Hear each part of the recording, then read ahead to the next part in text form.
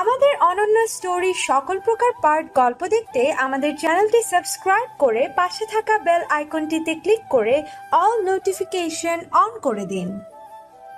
হোসাইন তার গিফট কালকে সকালে দিবে। আমি নির্বাক হয়ে দাঁড়িয়ে রইলাম। পরে আমি তৌফিক আর নাফিস ছাদে চলে গেলাম। কিরে তোরা এত কিছু কি করে জানিস? আমরা জানতাম না আন্টি, আমাদের বলেছে আর তোকে কিছু বলতে নিষেধ করেছে। ও আচ্ছা।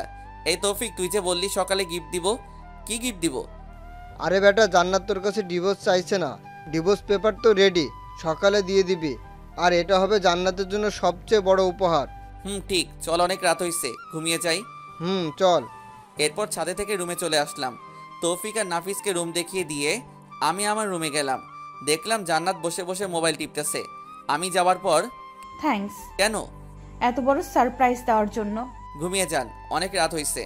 তারপর বিছানা থেকে বালিশ নিয়ে সোফায় যাচ্ছি, এমন সময় জান্নাত বলল, আমার গিফট কালকে অফিসে যাওয়ার আগে টেবিলের উপর রেখে যাব। ওকে, একটা কথা বলার ছিল। বলেন। সোফায় না ঘুমালে হয় না? তো কোথায় ঘুমাবো? খাটে ঘুমাও। নো থ্যাঙ্কস, আপনি ঘুমিয়ে যান। আর কোনো কথা না বলে ঘুমিয়ে গেলাম। সকালে উঠে দেখি জান্নাত আমার আগেই উঠে গেছে। আমি ফ্রেশ হয়ে ডাইনিং রুমে গিয়ে দেখি আম্মু রান্না করছে, আর জান্নাত সেগুলো টেবিলের উপর সাজিয়ে দিচ্ছে। তারপর নাস্তা করে রেডি হয়ে ডিভোর্স পেপারটা হাতে নিলাম। অনেক কষ্ট হচ্ছে সাইন করতে। অনেক ভালোবেসে ফেলেছি মেয়েটাকে, কিন্তু কিছু করার নাই। হয়তো সে অন্য কারো কাছে আমার থেকেও বেশি ভালো থাকবে। আমি চাই সে সব সময় ভালো থাকুক। মনকে শক্ত করে সাইনটা করে দিলাম। আরও ছোট্ট একটা চিরকুট লিখলাম, আজকে আপনাকে মুক্ত করে দিলাম। আপনার জন্মদিনে আপনার বেস্ট চাওয়াটাই আমি পূরণ করার চেষ্টা করেছি। আশা করি আপনি সাইনটা করে দিবেন। অনেক বেশি ভালো থাকবেন। আল্লাহ যেন আপনাকে অনেক ভালো রাখে, সেই দোয়াই রইল। চিরকুট আর ডিভোর্স পেপার টেবিলের উপর রেখে চলে গেলাম অফিসে। যাত্রাপথে সাইদের সাথে দেখা। কিছুক্ষণ আড্ডা দিয়ে অফিসে গেলাম। 20 মিনিট দেরি হওয়ায় বস ইচ্ছামতো ঝাড়ি দিল। রাগে মোবাইলটা সাইলেন্ট মোড করে রেখে দিয়ে কাজ করতে শুরু করি। অন্য দিনের তুলনায় আজকে একটু কাজের চাপ বেশি ছিল, কিন্তু কিছু করার নাই। বেশি বাড়াবাড়ি করলে চাকরিটাই চলে যাবে। বিকেলবেলা অফিস থেকে মোবাইলটা বের করে তো মাথায় আকাশ ভেঙে পড়ল। আম্মু 122টা কল দিছে। জান্নাতের আম্মুও অনেকগুলো কল দিছে। তৌফিক আর নাফিস কল ও মেসেজ দেখে মাথা নষ্ট। এত কল, এত মেসেজ, অথচ আমি টেরি পেলাম না। মোবাইলটা হাতে নিয়ে দেখি জান্নাতের আম্মু আবার কল দিছে। হ্যালো। আমি কলটা কেটে দিয়ে আম্মুকে কল দিলাম। আম্মু কল ধরছে না। এরপর তৌফিককে কল দিলাম। হ্যালো দোস্ত, কি অবস্থা? কিরে, তুই কল ধরছিস না কেন? আসলে অফিসে কাজের চাপ বেশি ছিল তাই। এখন কই আছোস? এই তো কোর্ট মোড়। তাড়াতাড়ি মানারাত হাসপাতালে আয়। কেন, কি হইছে? জান্নাত সুইসাইড করতে চাইছিল, পরে আমরা সবাই মিলে হাসপাতালে নিয়ে আসছি। কি? সুইসাইড করতে চাইছিল মানে? দাঁড়া, আমি এক্ষুনি আসছি। তাড়াতাড়ি আয়। কল কেটে দিয়ে হাসপাতালের উদ্দেশ্যে রওনা দিলাম। কেমন জানি খুব টেনশন হচ্ছে। জান্নাত হঠাৎ করে সুইসাইড করবে কেন? সেখানে গিয়ে দেখি আম্মু, তৌফিক, নাফিস আর জান্নাতের আম্মু বাইরে বসে আছে। আমাকে দেখে সবাই উঠে দাঁড়ালো। আম্মু এসে ঠাস করে আমার গালে একটা চড় বসিয়ে দিল। আমি আবুলের মতো গালে হাত দিয়ে দাঁড়িয়ে রইলাম। বাবা, তোমার সাথে কি জান্নাতের কিছু হয়েছে? জি না, আমার সাথে তো কিছু হয়নি। তাহলে সে সুইসাইড করতে গেল কেন? আমি মাথা নিচু করে দাঁড়িয়ে আছি। আম্মু এসে বলল, তুই কল ধরিসনি কেন? অফিসে ছিলাম তাই সাইলেন্ট মোড করা ছিল। লাগবে না তোর চাকরি করা, আজ থেকে চাকরি ছেড়ে দিবি। আর তুই আমার সাথে মিথ্যা বলেছিস কেন? কি মিথ্যা? জান্নাত এতদিন তোর সাথে যা যা করেছে সেগুলো আমাকে বলিসনি কেন? তোমাকে এগুলো কে বলেছে? আম্মু তৌফিক আর নাফিসের দিকে তাকালো। আমি বুঝে গেলাম ওরাই আম্মুকে সব ঘটনা বলে দিছে। তৌফিক আর নাফিসের দিকে আমি রাগী দৃষ্টিতে তাকালাম। ওরা নিচের দিকে তাকিয়ে আছে। এমন সময় ডাক্তার এসে বলল জান্নাতের জ্ঞান ফিরেছে। আম্মু আর শাশুড়ি ভিতরে গেল। তৌফিক আর নাফিস ভিতরে যেতে চাচ্ছিল। আমি বললাম, এই তোরা দাঁড়া। কিছু বলবি? আম্মুকে কথাগুলো কে বলেছে? একজন অন্যজনের দিকে তাকিয়ে আছে। কিরে, কথা বলিস না কেন? আমরা দুজনেই বলেছি। কেন বলেছিস? জানিস আম্মু কত কষ্ট হবে, কারণ জান্নাতকে আম্মুই পছন্দ করেছে। আন্টিকে না বলে কোনো উপায় ছিল না। তিনি আমাদের যেভাবে চাপের মুখে ফেলেছে, না বলে থাকতে পারিনি। সরি দোস্ত। বন্ধু, একটা কথা বলতাম। কি? আমার মনে হয় ডিভোর্সটা না দিলেই ভালো হয়। কেন হঠাৎ এটা মনে হলো কেন? দেখ, জান্নাত তোকে আগে ইগনোর করতো, সেটা আমরা সবাই জানি, কিন্তু এখন সে তোকে অনেক ভালোবাসে। দেখছিস না, ডিভোর্স পেপার পাওয়ার সাথে সাথে সে সুইসাইড করতে চাচ্ছিল। দোস্ত, ডিভোর্স দিস না, সব কিছু আবার নতুন করে শুরু কর। এই সব কিছুই আমার মনে মনে ছিল। আসলে জান্নাতকে বোঝাতে হবে ভালোবাসার মানুষ কষ্ট দিলে কেমন লাগে, তাই তাকে আরো কিছু শাস্তি দিতে হবে। আচ্ছা দেখা যাবে।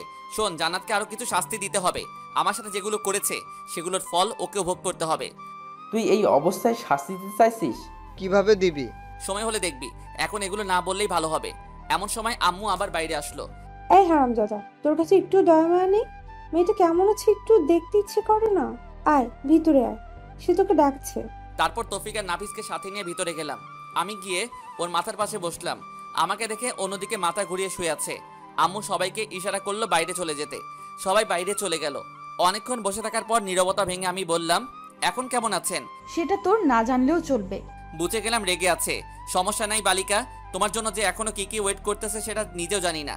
আবার বললাম, রাগ করছেন নাকি? রাগ করার মানুষ থাকলে তো রাগ করব। আচ্ছা বাদ দেন, এবার বলেন এই কাজটা কেন করতে গেলেন? তুই কিছু বুঝিস না? আপনি কেন সুইসাইড করতেছেন সেটা আমি কি করে বুঝবো? যা, তোর বোঝা লাগবে না। এখানে কেন এসেছিস? আমি মরলে তুই খুশি হতি? সবাই বলেছে আপনাকে দেখতে, তাই আসলাম। কি? সবাই বলেছে সেজন্য তুই আমাকে দেখতে এসেছিস? তার মানে তুই মন থেকে আমাকে দেখতে আসিসনি। আচ্ছা বাদ দেন, এবার বলেন জন্মদিনের গিফট পেয়ে খুশি হয়েছেন? না হওয়ার কি আছে? খুশির ঠেলায় নিজের জীবনটাই দিয়ে দিতে চাইছিলাম, কিন্তু পারলাম না। খুশি হননি কেন? আজ থেকে তো আপনি মুক্ত, নিজের ইচ্ছা মতো চলতে পারবেন, প্রেম করতে পারবেন। তোর কি একটু বুক কাঁপলো না? না, আমি জাস্ট আপনার ইচ্ছাটাই পূরণ করতে চাইছিলাম। তুই জীবনেও বুঝবি না। না বুঝাই ভালো। আম্মু এসে বলল, এই তোদের কথা শেষ হয়েছে? আমরা তো কথাই বলিনি, শুরুও নাই শেষও নাই। আম্মু কিছু না বলে রাগী দৃষ্টিতে আমার দিকে তাকিয়ে আছে।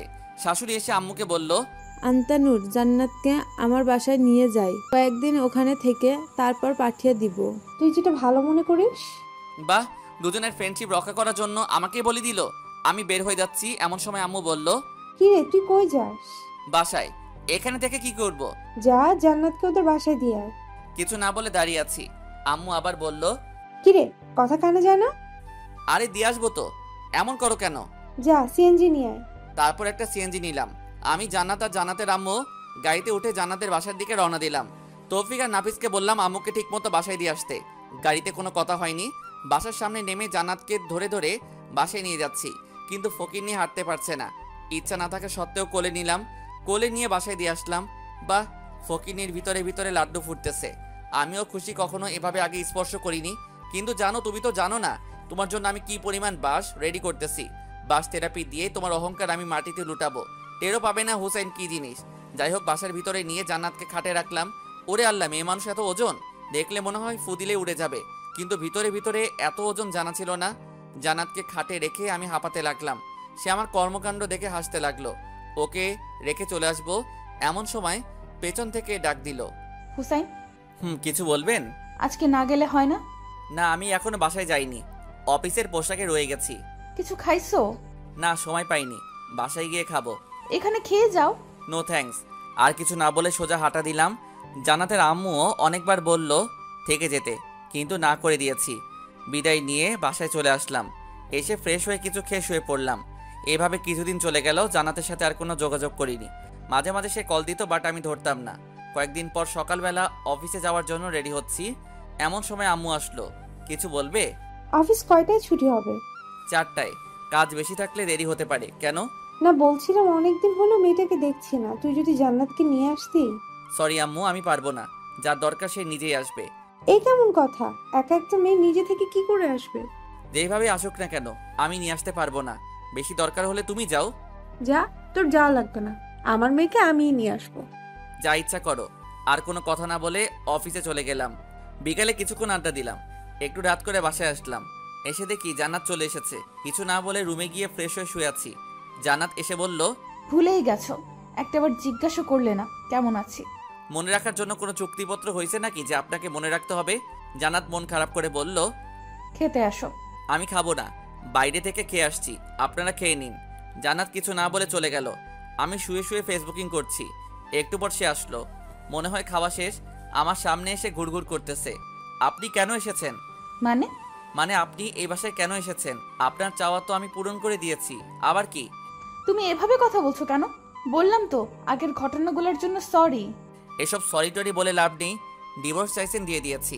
এবার থেকে আপনি আপনার মতো আর আমি আমার মতো। আমি এসব মানি না। আমি আম্মুকে ছাড়া থাকতে পারবো না। যেদিন আম্মু বলবে সেদিন চলে যাব। আমি আর কিছু না বলে শুয়ে শুয়ে মোবাইল টিপতেছি। জান্নাত এসে বিছানায় উঠতে লাগলো। এই আপনি কি করছেন? আপনি হয়তো ভুলে গেছেন এটা আমার রুম, আমার বিছানা। সো আপনি পর একটা বালিশ ওর হাতে দিয়ে দিলাম। বালিশ হাতে নিয়ে মন খারাপ করে সোফায় চলে গেল। এবার বুঝো কেমন লাগে। এতদিন আমাকে জ্বালাইছো। আমি অন্যদিকে পাশ কাটিয়ে ঘুমিয়ে গেলাম। মধ্যরাতে কিছু একটা আওয়াজ শুনে ঘুমটা ভেঙে গেল। চোখ খুলে দেখি জান্নাত নাক টেনে টেনে কান্না করতেছে। আমি বললাম, এই আপনার সমস্যা কি? এসব ন্যাকা কান্না করার মানে কি? তোমার এত কিছু জানতে হবে না। জানার দরকারও নেই। অন্য কোথাও গিয়ে কাঁদেন, এখানে ঘুমে ডিস্টার্ব হচ্ছে। সকালে আমার অফিস আছে। জানার তারপরও কান্না করতেছে। আরেকবার নাক টানা শুনলে লাথি দিয়ে রুম থেকে বের করব। যত সব আজাইরা। দেখলাম জান্নাত কিছু না বলে ওয়াশরুমে চলে গেল। আমি মনে মনে ভাবছি এবার ঠেলা বোঝো জানো। আমিও অনেক কষ্ট পাইছি। ভাবতে ভাবতে কখন যে ঘুমিয়ে গেছি মনে নেই। ঘুম থেকে উঠে দেখি জান্নাত আমার আগেই উঠে গেছে। আমি গিয়ে ফ্রেশ হয়ে নাস্তা করে অফিসে চলে গেলাম। অফিস করে বাসায় আসার সময় তৌফিক আর নাফিসকে কল দিয়ে আসতে বললাম। ওরা আমার আগেই বসে আছে। কি রে, কি অবস্থা তোদের? এই তো তোর মতো আর টাকা ইনকাম করতে পারছি না। বেকার মানুষের অবস্থা তো ভালো করেই জানিস। আচ্ছা আয়, ওদিকে গিয়ে বসি। চল। জান্নাত কেমন আছে রে? ভালোই, কিন্তু একটা জিনিস আমার মাথায় আসছে না। কি? জান্নাতকে ডিভোর্স পেপার দিলাম, সেটারও কোনো খবর নাই। সে এখান থেকেও যাচ্ছে না। আরে বোকা, ও কি করে? সে এখন ফিদা হয়ে গেছে। দোস্ত, যা হয়েছে সব ভুলে যা। এখন সব কিছু ঠিক করে নে, এটাই ভালো হবে। আরে না, জান্নাতকে আরও কিছু শাস্তি দিতে হবে। এই হোসাইন, বল। জান্নাত তোকে কলেজের সকলের সামনে অপমান করেছে, তুইও করবি? কি করে? কি আপনারা বুঝছেন না তো? গল্প পড়তে থাকেন, আপনারাও বুঝে যাবেন। তারপর তৌফিককে বললাম, ধুর বেটা, এটা করা উচিত হবে না। যাই হোক, সে আমার স্ত্রী। আরে বেটা, সমস্যা নাই, পরে আদর করে দিস, সব ঠিক হয়ে যাবে। হা হা হা। হারামি, তুই আর মানুষ হলি না। তুই চাকরি করবি নাকি কলেজে যাবি? দুটাই। বসকে বলবো ছুটি দিতে, দিয়ে দিবে। তাহলে ঠিক আছে। এরপর আরও কিছুক্ষণ আড্ডা দিয়ে বাসায় চলে গেলাম। ফ্রেশ হয়ে এসে রুমে শুয়ে রইলাম। তৌফিকরে বুদ্ধি মোতাবেক মোবাইলটা সাইলেন্ট মোড করে কানে লাগিয়ে কথা বলতে লাগলাম। পাশে জান্নাত ছিল। প্রেম করলে যেই রকম রোমান্টিক কথাবার্তা বলে, আমিও সেমভাবে বলতে লাগলাম। জান্নাত রাগে ফুলতে লাগলো। আমি অনেক জোরে হেসে হেসে কথা বলছি। অনেক বকাবকি করার পর মোবাইলটা রেখে দিলাম। আসলে কোনো প্রেম করিনি, তাই কথাও খুঁজে পাচ্ছি না। আমি জান্নাতকে দেখিয়ে মোবাইলে একটা কিস দিলাম। জান্নাত আমার সামনে এসে দাঁড়ালো। কিছু বলবেন? মেয়েটাকে? তা দিয়ে আপনার কাজ কি? অনেক কাজ। আগে বলো মেয়েটাকে। আমার ভবিষ্যৎ বউ। বাসায় বউ রেখে অন্য মেয়ের সাথে কথা বলতে লজ্জা করে না? বউ মানে? কোথায় বউ? কে বউ? তাহলে আমি কে? বলে যাবেন না আপনাকে ডিভোর্স দিয়ে দিছি, সো আপনি আমার কেউ নন। মানে কি বলছো এসব? যা শুনেছেন তাই। আর হ্যাঁ, আমার কোনো পার্সোনাল ব্যাপারে আপনি নাক গলাতে আসবেন না। আমি আম্মুর সাথে কথা বলে আপনাকে আপনাদের বাসায় পাঠানোর ব্যবস্থা করছি। হুসাইন, প্লিজ এমন করো না। আগের ব্যবহারের জন্য সত্যি আমি অনেক লজ্জিত। সরি বললাম তো। আমি একটা টান দিয়ে হাতটা ছাড়িয়ে নিলাম। রাগ দেখিয়ে ছাদে চলে গেলাম। ছাদের দরজাটা বন্ধ করে কিছুক্ষণ লুঙ্গি ড্যান্স দিলাম। ফকিনি, যখন আমি তোর পিছে পিছে ঘুরতাম, তোর কেয়ার করতাম, তখন আমাকে 2 টাকার দামও দিতি না। এবার বুঝো কেমন লাগে। ছাদ থেকে নিচে এসে খাওয়া দাওয়া করে রুমে গিয়ে শুয়ে পড়লাম। জান্নাত যথারীতি বালিশ নিয়ে সোফায় চলে গেল। রাতের বেলা ঘুমটা ভেঙে গেল। জান্নাতের দিকে তাকাতেই দেখি গুটি মেরে শুয়ে আছে। চেহারাটা দেখে আবার ক্রাশ খেলাম। ঘুমন্ত অবস্থায় মানুষকে আসলেই অনেক নিষ্পাপ মনে হয়। হুমায়ুন আহমেদ বলেছিলেন, যে নারীকে ঘুমন্ত অবস্থায় সুন্দর দেখায় সেই প্রকৃত সুন্দর। জান্নাত তো হুমায়ুন আহমেদের ঘুমন্ত নারী। কিছুক্ষণ তাকিয়ে থেকে বুঝলাম জান্নাত ঠান্ডায় কাঁপছে। নিজের কাছে খারাপ লাগছে। উঠে গিয়ে কম্বলটা ওর গায়ে জড়িয়ে দিলাম। মোবাইলে টাইম দেখলাম, একটু পর ফজরের আজান দিবে। আর ঘুমালাম না। উঠে উজু করে নামাজ পড়ে বাইরে কিছুক্ষণ ঘোরাঘুরি করলাম। বাসায় এসে দেখি জান্নাত মুখ টিপে টিপে হাসছে। মনে হয় কম্বল দেওয়ার কারণে। বালিকা এত খুশি হওয়ার কিছু নেই। হুসাইন কি জিনিস হাড়ে হাড়ে টের পাবা। নাস্তা করে বসে বসে মোবাইল টিপতেছি। এমন সময় আম্মু এসে বলল, কি রে, আজকে অফিসে যাবি না? না, ছুটি নিয়েছি। কেন, শরীর খারাপ নাকি? আরে না, অনেকদিন কলেজে যাই না, আজকে যাব। আর আমার একটু কাজ আছে। জান্নাতও পাশে ছিল।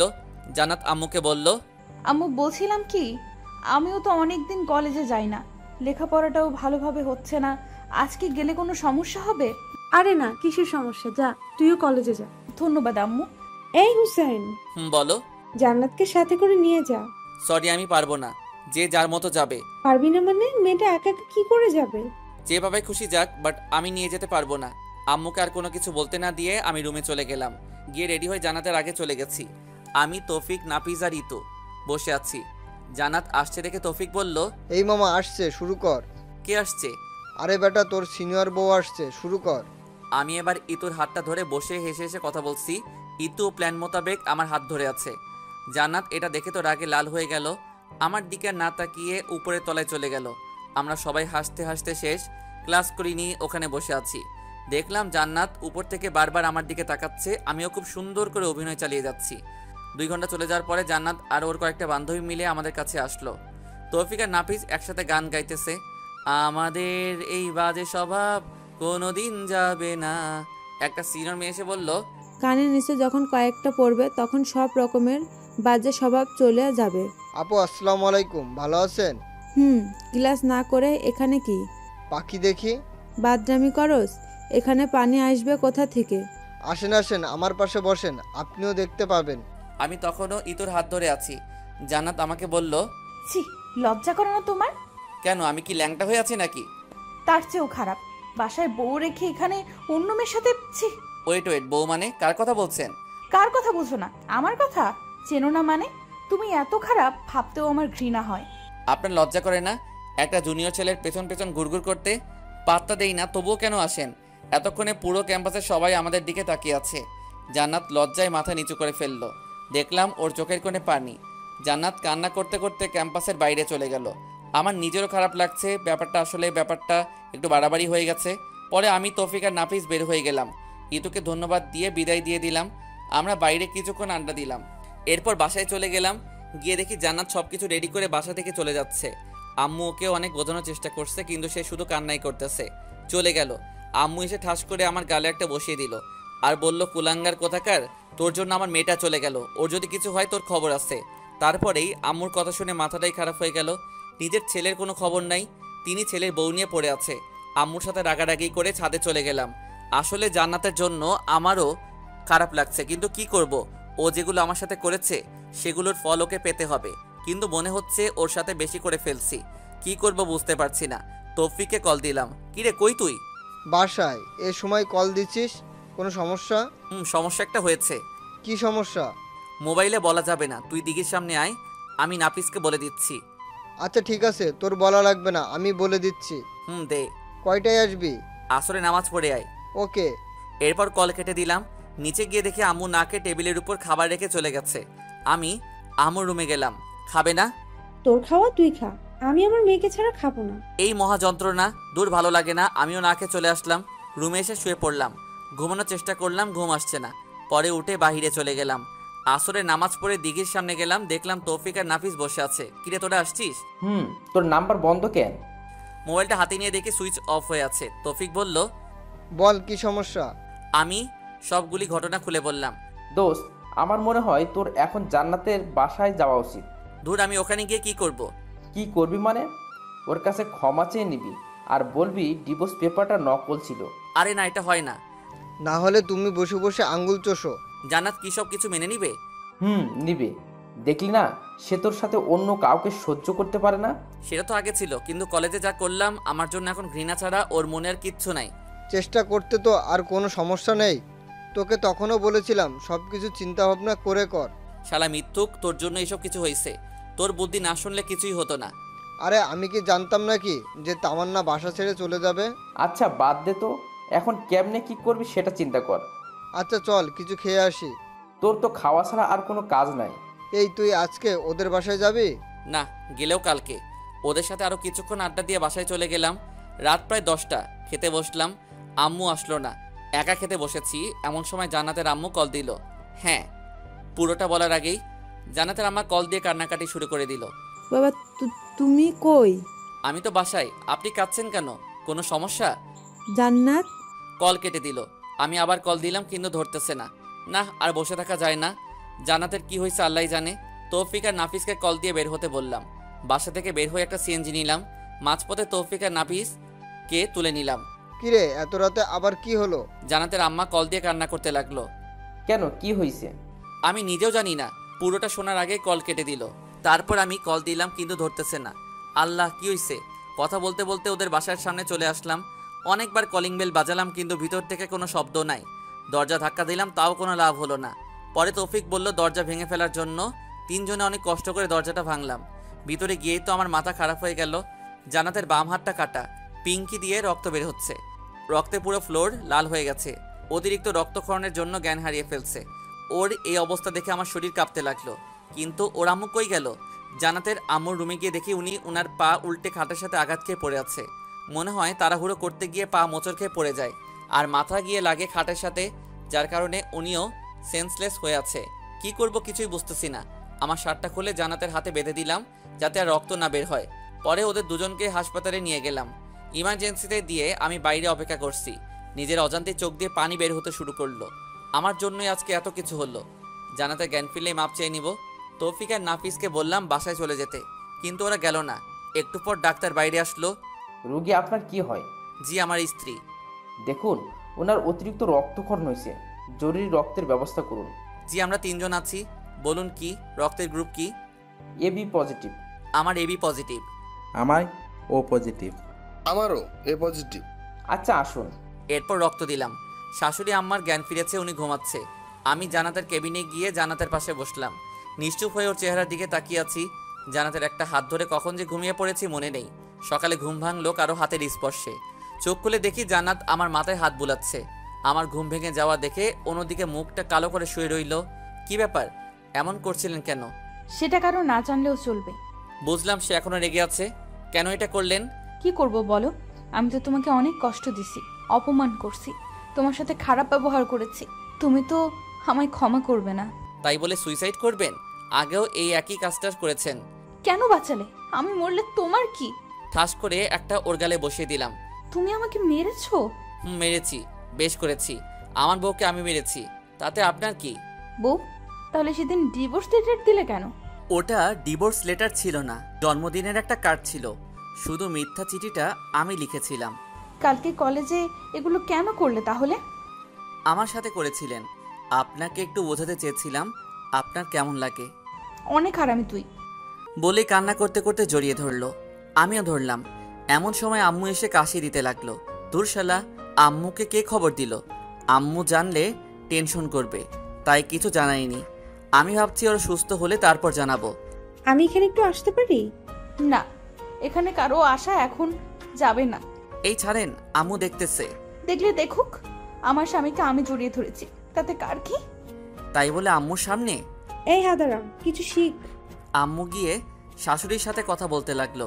বাইরে গিয়ে দেখি তৌফিক আর নাফিস একটা টুলের উপর একজন অন্যজনের উপর উল্টো হয়ে শুয়ে আছে। দেখে আমার হাসি পাচ্ছে। একটু ভিডিও করে ওদেরকে জাগালাম। তারপর বাইরে থেকে কিছু খেয়ে আসলাম। জান্নাতের জন্য নিয়ে আসলাম। ডাক্তারের কাছে গেলাম। আমরা কি ওদের বাসায় নিয়ে যেতে পারবো? আপনার শাশুড়িকে নিয়ে যেতে পারবেন, উনি সুস্থ আছেন, কিন্তু আপনার ওয়াইফকে আরও 2 দিন থাকতে হবে। আচ্ছা ঠিক আছে। এরপর আম্মুর কাছে গেলাম। আম্মু, কিছু বলবি? ডাক্তার বলেছে বাসায় যেতে।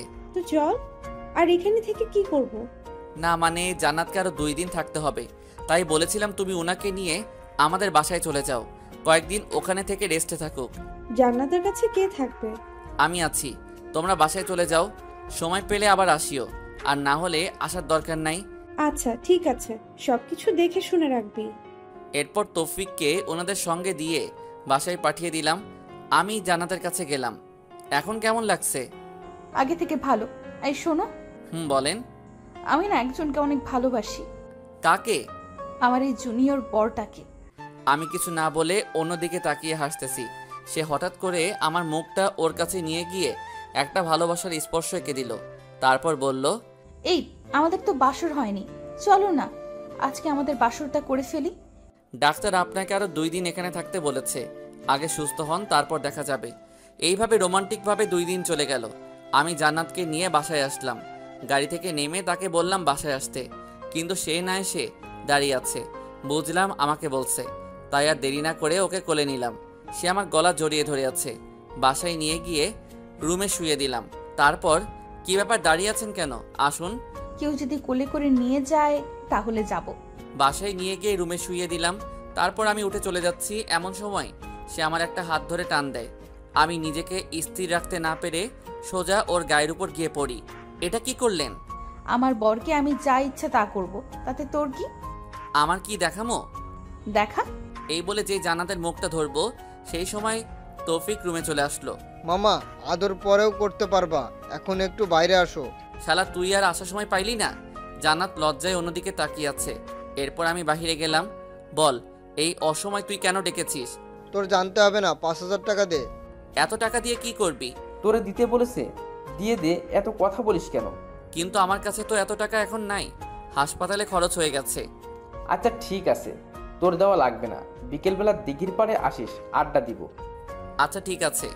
এরপর তৌফিক আর নাফিস চলে গেল।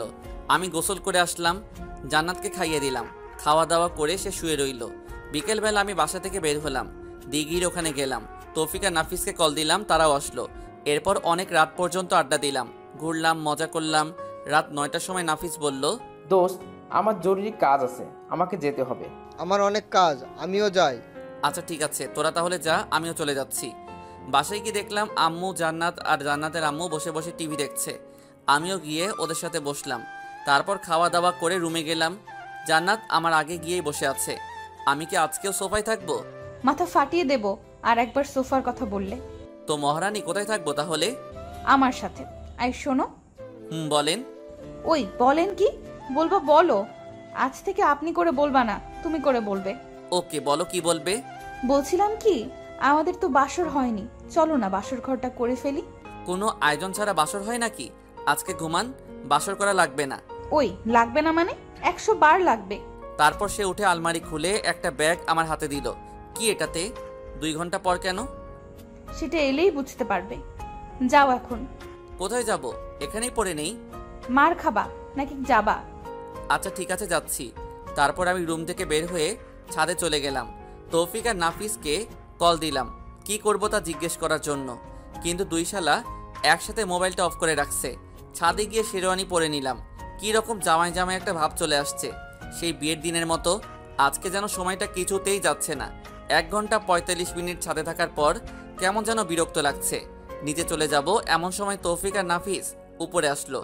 কি মামা, এত তাড়াতাড়ি কিসের? আস্তে ধীরে যাও। কি রে, তোরা এত রাতে এখানে আসলি কি করে? আর বলিস না, কাজ করতে করতে একেবারে শেষ। এত রাতে কি কাজ করছিস তুই? আরে বেটা, তোর বাসর সাজাইছি। কি এত কিছু করছস, অথচ আমি জানি না? সব কিছু জানতে হয় না? তোদের এসব কে করতে বলেছে? কেউ না, আমি তৌফিক আর তোর সিনিয়র বউ মিলে এইসব করেছি। এগুলো আরও আগে করা ছিল, কিন্তু যেই দিন করব ভাবছিলাম সেই দিন জান্নাত বাসা ছেড়ে চলে যায়। তাই বলে তোরা আমাকে একটিবার জানাবিও না? আচ্ছা বাদ দে, আয় কিছুক্ষণ আড্ডা দেই। আড্ডা সারা জীবন দিয়েছি, পরেও দেওয়া যাবে। তোর সিনিয়র বউ বসে বসে তোর জন্য ওয়েট করছে, যা তাড়াতাড়ি ভিতরে যা। আচ্ছা ঠিক আছে। এই শোন, বল। সিনিয়র তো পুরাতন হয়ে গেছে, এত লজ্জা শরমের কাজ নাই। গিয়ে বিড়ালটা মেরে ফেলবি, পরে উল্টো হয়ে শুয়ে পড়িস। হারামজাদা, তুই আর ঠিক হবি না। আচ্ছা তোর পাশের রুমে গিয়ে ঘুমা, রাত অনেক হয়েছে। আচ্ছা ঠিক আছে, যা। এরপর রুমের সামনে গেলাম। কেমন যেন ভয় লাগছে, সাথে লজ্জাও। কিছুক্ষণ আগেও তো জান্নাতের সাথে কথা বলে আসলাম, এখন আবার লজ্জা লাগছে কেন? দূর, যা হবার হবে। আগে একবার ভিতরে যাই। এরপর 1 কেজি সাহস নিয়ে দরজাটা খুললাম। দেখলাম জান্নাত লম্বা একটা ঘোমটা দিয়ে বসে আছে। আমি যাওয়ার পরে উঠে আসলো, এসে আমার পা ছুঁয়ে সালাম করতে যাবে, এমন সময় আমি ওর হাত ধরে ফেললাম। আরে আরে কি করো? কি করছি দেখতেছো না? সালাম করতেছি। আরে জুনিয়রদের সালাম করতে হয় না। কে বলেছে জুনিয়র? 1 বছর ওটা কোনো সমস্যা না, আর স্বামী হিসেবে তুমি সব সময় উপরে থাকবে। ওকে মহারানী, বুঝলাম, কিন্তু আপনাকে আমার পা ধরতে হবে না, কারণ আপনার জায়গা আমার পায়ে নয়, বুকে, বুঝছেন? বুঝলাম। এবার চলেন। কোথায়? ছাদে। এত রাতে ছাদে কেন? চাঁদ দেখব। চলো ছাদে চলো। ওকে চলো। এভাবে যেতে পারবো না, তো কিভাবে যাবে? আমাকে কোলে করে নিয়ে যেতে হবে। ওরে আল্লাহ, কি বলো এসব? নিয়ে চলো, না হলে সোফায় থাকতে হবে। কি আর করা, হাতিটাকে কোলে নিয়ে ছাদে গেলাম। ওরে কোল থেকে রেখেই আমি হাঁপাতে শুরু করলাম। ওরে আল্লাহ, একটা মানুষ এত ওজন হয় কেমনে? এইটুকুতেই এই অবস্থা? আজ থেকে তো প্রতিদিন ভর বহন করতে হবে। মানে? সব কথার মানে বলতে হয় না, কিছু মানে বুঝে নিতে হয়। চলো একটু হাঁটি। কিছুক্ষণ হাঁটাহাঁটির পর ছাদের কোণায় গিয়ে বসলাম। জান্নাত তো আমার পাশে বসলো। আমি উপরের দিকে তাকিয়ে চুপ হয়ে বসে আছি। ওই কি ভাবছো? আল্লাহ আমাকে পরীক্ষা দিয়েছে, সেটার কি অ্যান্সার দিব সেটা ভাবতেছি। কি পরীক্ষা? আল্লাহ আমাকে 2টা চাঁদ দিয়েছে, একটা উপরে জ্বলতেছে আর একটা আমার পাশে। এখন বলতেছে কোন চাঁদটা আমার জন্য গুরুত্বপূর্ণ। কোনটা?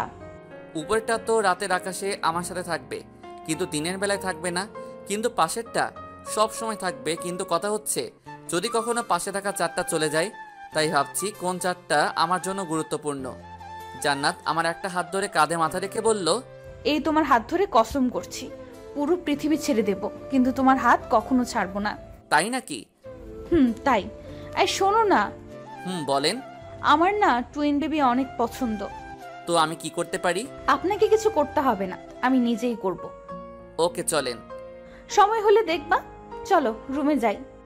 ওকে চলেন। ওই এভাবে যাও কেন? তো কিভাবে যাব? আগের মতো কোলে করে নিয়ে যাও। কি আর করা, আবারও কোলে করে নিয়ে গেলাম। খাটে রেখে আমি ওয়াশরুমের দিকে যাচ্ছি, এমন সময় জান্নাত আমার শার্টের কলারটা চেপে ধরে বলল, আই কই যাস? একটু আসছি। টুইন বেবির কথা বলছি যে ভুলে গেছো? এ কথা বলেই একটা টান দিয়ে খাটে ফেলে দিল।